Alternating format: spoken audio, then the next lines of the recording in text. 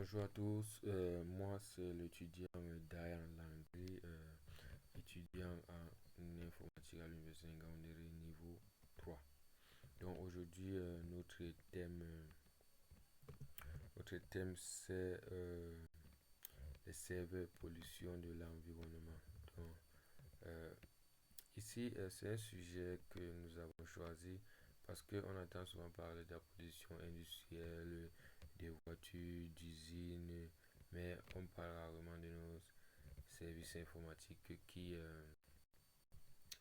ont un grand impact sur les énergies, comme par exemple les data centers qui veillent nuit et jour 24 sur 24, les clouds pour les streaming. Donc, c'est pour ça qu'on a choisi. Donc, ça va démontrer. Maintenant, les centres d'intérêt et justification. Euh, Vous voyez ici avec moi, on voit ensemble que l'électricité mondiale hum, consommée par les data centers vont de 1 à 1,5% de l'électricité mondiale. C'est énorme. Ça, c'est plus que, si on peut même dire certains pays, ou bien, oui, certains pays. Et la consommation par les data centers en 2022, calculée par l'IAE, est de 205 TW. Euh, 2% d'énergie mondiale de gaz carbonique qui attribué au data center équivaut à une aviation. Donc, quand on dit équivaut à une aviation, donc c'est ce que hum, les gaz carboniques dégagés par une aviation pendant une période, c'est la même chose que ces data centers le font et on les néglige. Pourquoi c'est important? La demande en calcul, cloud, IA, streaming expose consommation d'énergie record. Donc, les équipements électroniques, les équipements électroniques génèrent des déchets difficiles à recycler. Les pays en développement subissent l'impact sans toujours bénéficier des services. L'urgence climatique impose de, de repenser l'infrastructure numérique globale. Maintenant, il y a la PIE, Power Usage Effectiveness. C'est un ratio entre énergie totale du data center et l'énergie utilisée au serveur. Le PIE idéal est de 1 à moyenne. Et la moyenne mondiale est de 1,58. Et tu mets ainsi de suite, ce qui a été calculé toujours en 2023 par l'IEA. En déchets électroniques, le matériel obsolète, serveur, disque, câble, euh, et 53,6 millions de tonnes par an dans le monde. L'ONU en 2022 a recensé cela.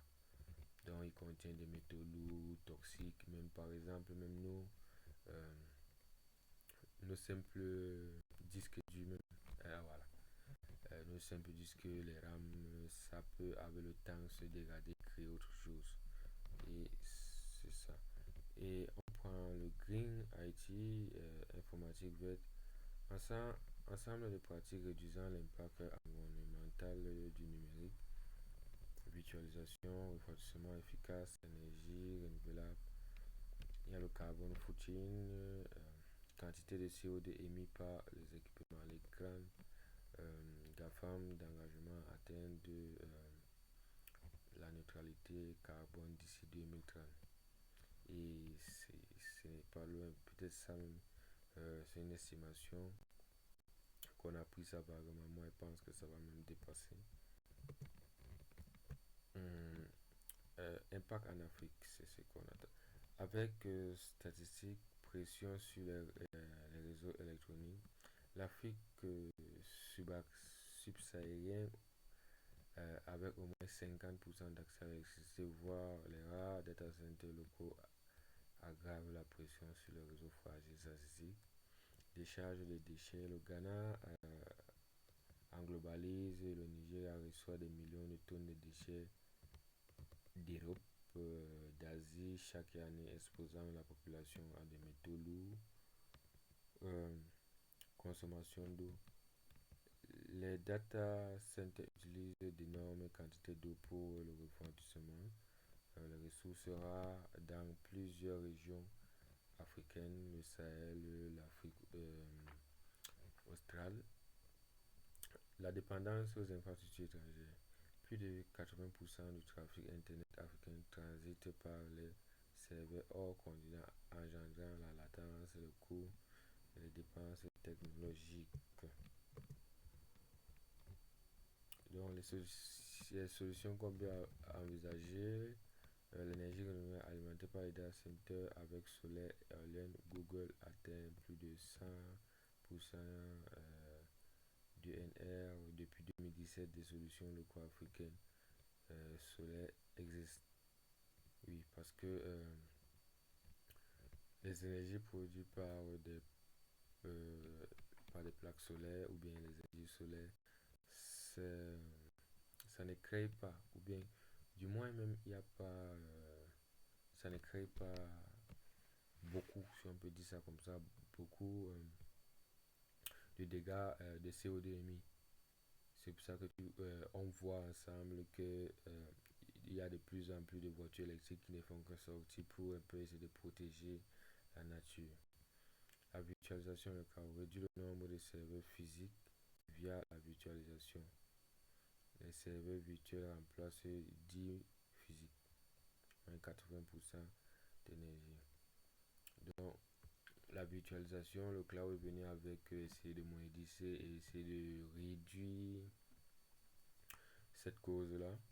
Et les data centers investissent dans les infrastructures locaux pour éviter les exports de données coûteux en énergie, exemple Equinix, Lago et AW Captain. Oui, il faut essayer qu'on utilise un peu local, même comme c'est avec ce dernier temps qu'on voit un peu les data centers essayer de s'installer et s'intéresser en Afrique, comme au Sénégal qui a ouvert dernièrement. La gestion des déchets, réglementation, la filière de recyclage local, formation au métier de recyclage numérique, initiative ONU et WAS Afrique. Donc si on peut essayer de recycler les déchets numériques, ça serait un bénéfice pour nous, et dessus quoi on peut aussi tirer profit des circuits qui souvent ont des petits or, non ce d'or dedans, et qui peut être réutilisé pour d'autres matériaux numériques peuvent être réutilisés. Donc c'est un peu tout ce qu'on devait voir sur notre exposé aujourd'hui, donc qui a pour thème le serveur et la pollution de l'environnement. Donc le numérique n'est pas immatériel. Chaque octet stocké dans chaque calcul cloud consomme de l'énergie réelle et génère des déchets réels. En tant que futur administrateur système, nous avons la responsabilité de concevoir et déployer et maintenir des infrastructures sobres. L'Afrique peut faire mieux, construire des data centers durables dès le départ, sans répéter les erreurs du Nord. Merci à tous d'avoir regardé la vidéo. Si vous aimez cette vidéo, n'hésitez pas à liker, partager, vous abonner. Merci beaucoup.